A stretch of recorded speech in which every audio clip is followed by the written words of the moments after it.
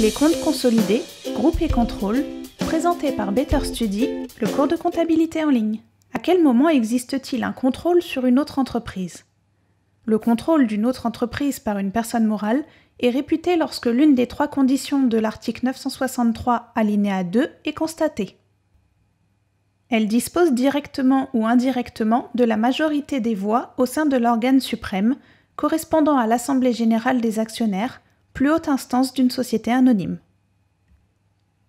Cette majorité est obtenue par l'acquisition de plus de 50% des actions ou parts sociales de la société, soit par un achat direct des titres, soit par un contrat qui octroie une part des voix supérieure à 50%.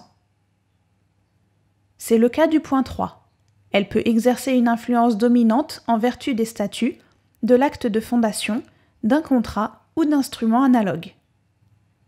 Il est tout à fait possible, par exemple, d'être propriétaire de 40% des actions d'une SA, 40% des droits patrimoniaux, mais qu'un contrat confère 60% des droits de vote, soit la majorité des voix.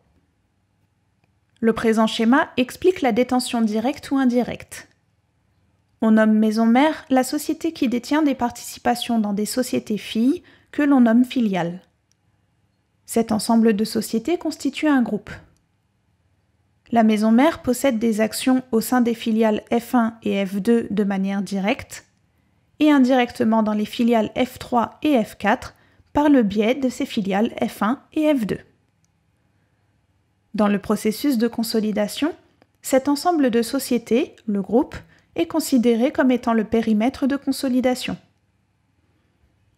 C'est dans ce périmètre que les différents travaux de consolidation vont être effectués.